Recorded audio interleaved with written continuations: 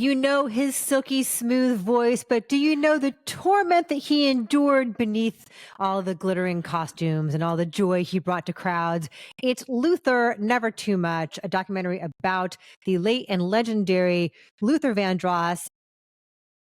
It has had a brief theatrical run last year. It was out in some theaters, but it's going to be streaming soon on OWN and on Max. So keep an eye out for that. We're talking about it today. Alonso, what happens in this movie?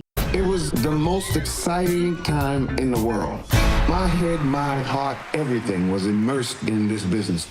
Luther Vandross, I think, is kind of an undersung legend in R&B. We don't bring him up the way we talk about people like, Whitney Houston, who we also have lost. And so this movie, I think, sort of sets out to kind of remind everybody how great Luther Vandross was.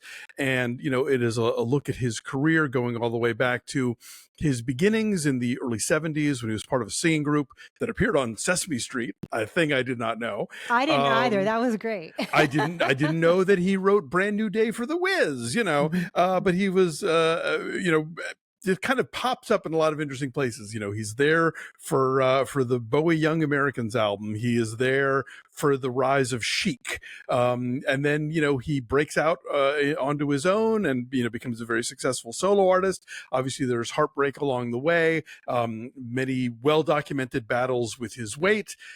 Lot less documented battles with being public or not about his sexuality, which the movie kind of bobbles also.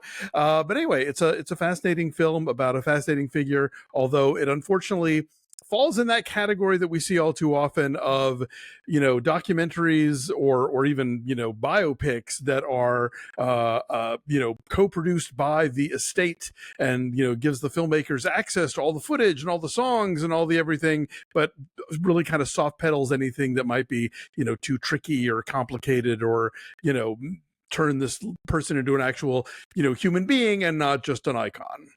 Yeah, this is directed by Don Porter, who also did a documentary about John Lewis that we reviewed here recently. And yeah, she gives a big picture, a big appreciative picture of his talent and his work ethic. You know his voice, but I think probably not a lot of folks know how much he did behind the scenes in terms of being an arranger and a producer and a composer. And he worked designing his ass the off. Costumes for his tours, He was meticulous about every detail of all the really elaborate, bejeweled, sparkly costumes that his dancers and his singers wore on stage with him. And that goes back to, you learn from this, a pair of green shoes that were like essential to the first band that he put together. So he was that detail oriented and that hands-on about the razzle dazzle and the showmanship of it, but also the heart of the material. So you have, an incredible array of talking heads here, with appreciation for his talent. People like Mariah Carey, who he does like this breathtaking duet of Endless Love with when she was very, very young. You got Jamie Foxx, who of course is an incredible mimic and can do the Luther voice, and people who work with him, people who are like his longtime confidants. So it's very appreciative of his talent and of his place in the music world and of the place that he should have had in the music world, because he never really crossed over from Black radio stations. And that's something that he always wanted to do. And then would see like rap artists do that. And that was frustrating for him. But it is kind of kind and not worshipful, but like decent hearted.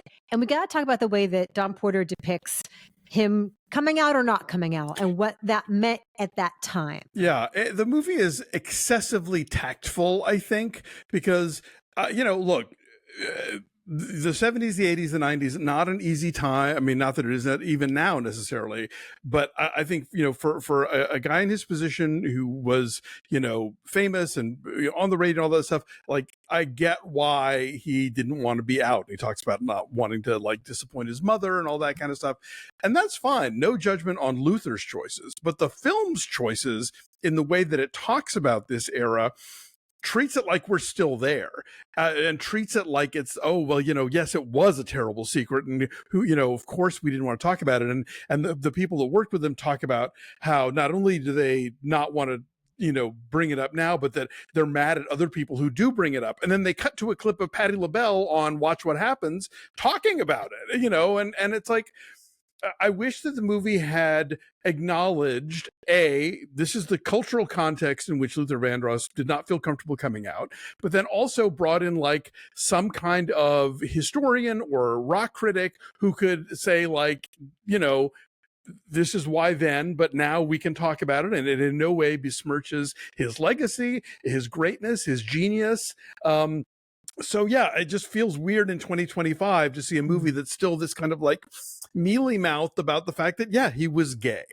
Yeah, tiptoeing up to the edge of it. Yeah. Even so much as saying like he talks, in a very vulnerable way about how he's never really been in love. There's this great irony that he's written all these love songs and sung all these love songs, and his voice has been the backdrop for, lots of romantic evenings for couples for decades. But he himself, the person singing these songs, didn't have that kind of love in his own life. And there's a song that he wrote called Any Love, which expresses that sense of longing.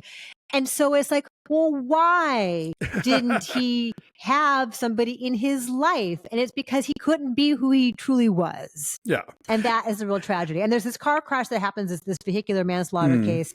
And we see the clip from the newspaper, a 27-year-old man from West Hollywood was his passenger. And it's like, who might that have been? Yeah. But I think Dawn Porter wants to be, and she even said this in an interview that I saw with her on ABC News, where she was like, I wanted to treat Luther the way he would have wanted to be treated.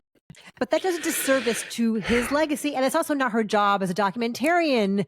Exactly. But I guess, as we always say, like when you get the catalog, you get the green light from the family, then you have to give up certain things in the process. And I think some of that kind of bled into the John Lewis doc as well. And I don't blame her, because I think documentarians now are in a tricky position when they're making these movies that are either about someone who's alive and participating, like John Lewis was, or somebody who has passed, but who their estate has a very strong hand in the making of the film.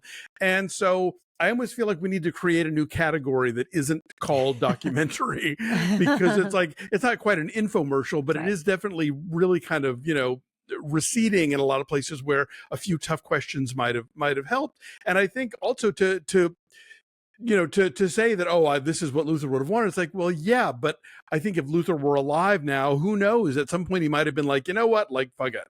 And so, yeah, that just kind of sticks in my craw as the movie sort of endorsing this idea of, this is this terrible secret, as opposed to just sort of being plain about it and being like, well, look, this was the moment, this is the repercussions he would have faced had he done it, but they don't do that, and it's exasperating. Yeah, but it's also a very entertaining movie. And if you don't know a lot about Luther Vandross, this is a great introduction to him. I am not a Luther expert at all, but I was super entertained, and I learned a lot about him, and I came away with a new appreciation for why he mattered as an artist and as a cultural figure. So it's useful in that way. Yeah, no. I again, like, he was great, and I think I certainly learned things I didn't know about him. If this encourages people to start digging through the back catalog, great, they should. He was awesome. Yeah, start with the title song. Start with Never Too Much, and you'll realize, I've heard this song 1,000 times in my life.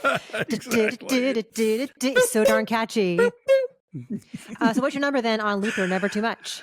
I'll say a 7.1. I think it does what it does pretty well, but what it doesn't do, is noticeable. Yeah, I will say a 7.5. I'm right around the same area. So Luther, Never Too Much in some theaters this Friday, and then streaming very soon. So keep an eye out for it.